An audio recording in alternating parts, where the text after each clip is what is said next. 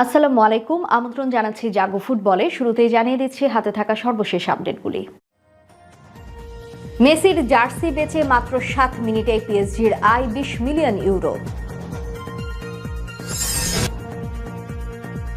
মেসির কারণে বদলে যাচ্ছে উয়েফার ফাইন্যান্সিয়াল ফেয়ার প্লে নিয়ম। বার্সার কাছে এখনো বিপুল অর্থ পাবেন মেসি, কত টাকা জানাবো প্রতিবেদনে। জায়গা পাননি মেসি, রোনালদো, নেইমার। এবং রাতে খেলা পিএসজির মেসি নামছেন কবে, বিস্তারিত জানাবো প্রতিবেদনে। শুনছিলেন সংবাদ শিরোনাম, এবারে বিস্তারিত। বার্সা ছাড়ার খবর নিশ্চিত হওয়ার সঙ্গেই রব সাজ শুরু হয়ে যায় প্যারিসে। তখন থেকেই গুঞ্জন তাদের শহরে আসছেন ফুটবলের মহাতারকা। তাকে স্বাগত জানাতে হাজারো সমর্থকদের ভিড় বিমানবন্দরে ও ক্লাব চত্বরে। সেই খেলোয়াড়দের জার্সি বিক্রি নিয়ে হুল্লোড় পড়াটাই তো স্বাভাবিক, হয়েছেও তাই।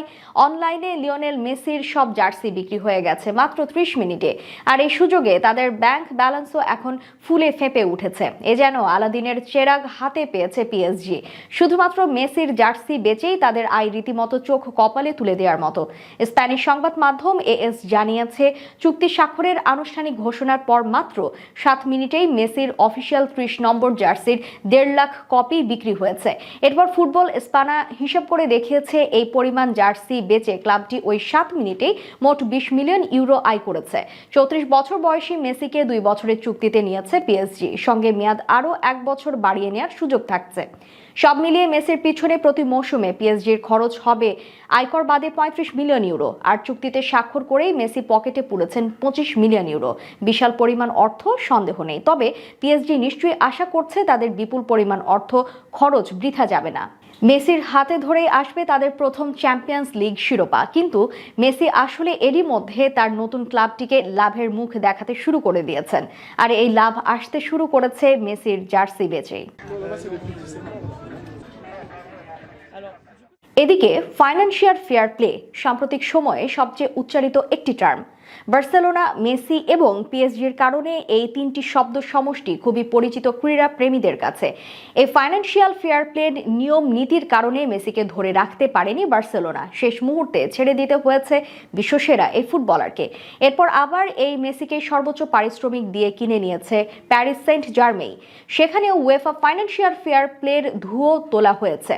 Messi, Neymar, Mbappe, Ramos, Di Maria, ডোনারুম্মার মতো বিশ্বখ্যাত ফুটবলাররা রয়েছেন এই দলে। তাদেরকে যে পারিশ্রমিক দিতে হচ্ছে, সেই হিসেবে পিএসজি কি ফাইন্যান্সিয়াল ফেয়ার প্লে নিয়ম ভঙ্গ করছে না? যদিও পিএসজি প্রেসিডেন্ট নাসের আল খেলাইফি সরাসরি বলে দিয়েছেন তারা কোনো নিয়ম ভঙ্গ করছে না। কিন্তু চারিদিক থেকে আলোচনা সমালোচনার ঝড় উঠছে ফাইন্যান্সিয়াল ফেয়ার প্লের নিয়ম নীতির ধারা উপস্থাপন নিয়ে। এই পরিস্থিতিতে জটিল এক সমস্যার মধ্যে পড়ে গেছে ইউরোপিয়ান ফুটবলের অভিভাবক সংস্থা উয়েফা। সবশেষে সমস্যা সমাধানের জন্য বিকল্প পথে এগোনোর চিন্তা করছেন সংস্থাটির সভাপতি আলেকজান্ডার সেফারিন। তিনি জানিয়েছেন, উয়েফার ফাইন্যান্সিয়াল ফেয়ার প্লে নিয়মটাই বদলে দেবেন। যেমনটা যুক্তরাষ্ট্রের বাস্কেটবল লিগ NBA-তে অনুসরণ করা হয়, ঠিক সেই নিয়মই তারা উয়েফায় অনুসরণ করবেন। তার এই প্রস্তাব বা চিন্তাটা ডকুমেন্টস আকারে আগামী উয়েফা কংগ্রেসে উপস্থাপন করবেন বলেও জানিয়েছেন সেফারিন।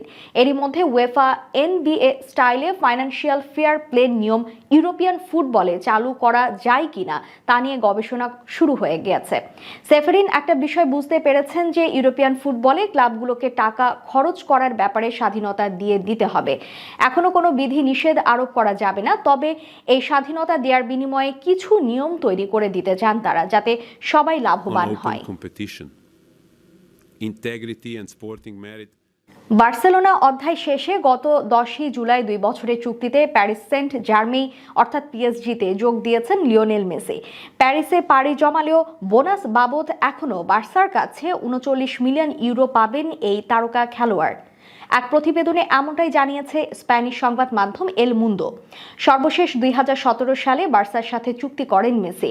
চুক্তির একটি ধারা অনুযায়ী মাঠের খেলায় অসামান্য অবদান রাখার জন্য 72 মিলিয়ন ইউরো বোনাস যোগ হয় আর্জেন্টিনার অধিনায়কের নামে।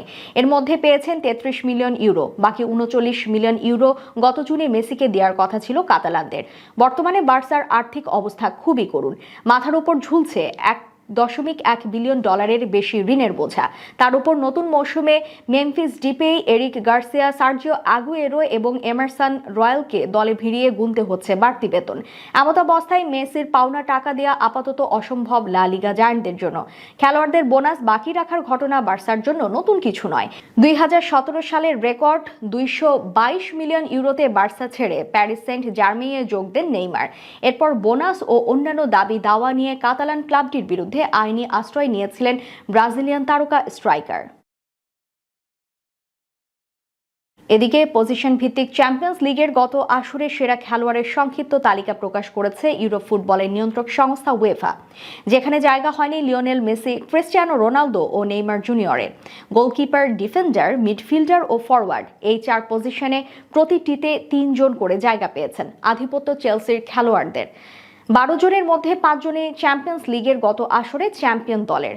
মেসি, রোনালদো ও নেইমারকে পেছনে ফেলে ফরওয়ার্ডের সংক্ষিপ্ত তালিকায় জায়গা করে নিয়েছেন বরুশিয়া ডর্টমুন্ডের আর্লিং হল্যান্ড, বায়ার্ন মিউনিখের রবার্তো লেভানডস্কি ও প্যারিস সেন্ট জার্মেই অর্থাৎ পিএসজির কিলিয়ান এমবাপে।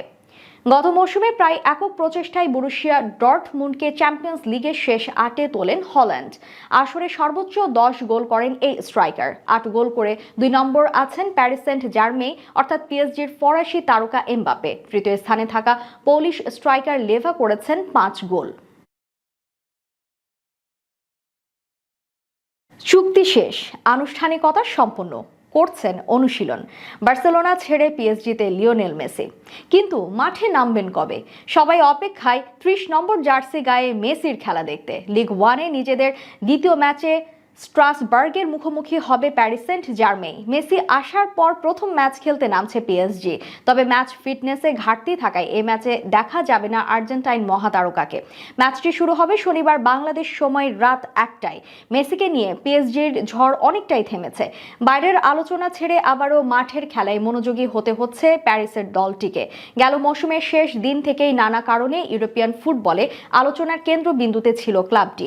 এর আগে পিএসজির হয়ে বুধবার আনুষ্ঠানিকভাবে পরিচয় এবং ভক্তদের অভাবনীয় অভ্যর্থনা গ্রহণের পর বৃহস্পতিবার ক্লাব অনুশীলনে সতীর্থদের সাথে যোগ দিয়েছেন মেসি। ম্যাচের আগে সংবাদ সম্মেলনে কোচ মারিসিও পচেতিনো নিশ্চিত করে বলতে পারেননি কবে নামছেন লিওনেল মেসি। আমরা ধাপে ধাপে এগিয়ে যাচ্ছি, প্রাধান্য দিচ্ছি তার ভালো লাগাকে। যখনই নিজে প্রস্তুত হয়ে যাবেন তখনই অভিষেক হবে তার, বলেছেন কোচ। এদিকে ফ্রেঞ্চ গণমাধ্যমগুলো জানাচ্ছে পিএসজির ইচ্ছা ঘরের মাঠে 34 বছর বয়সী এই ফরওয়ার্ডের অভিষেক করানোর। আগামী 20 আগস্ট ব্রেস্ট ও 29 আগস্ট রেইমসের বিপক্ষে অ্যাওয়ে ম্যাচে নামবে দলটি। আন্তর্জাতিক বিরতি শেষে 11 সেপ্টেম্বর ক্লেরমন্ট ফুটের বিপক্ষে পার্ক দো প্রিন্সেসে নামবে দলটি। ওই ম্যাচে দেখা যাওয়ার সম্ভাবনা রয়েছে মেসির। এই ছিল আমাদের হাতে থাকা সর্বশেষ নিউজ আপডেট। এতক্ষণ আমাদের সাথে থাকার জন্য ধন্যবাদ।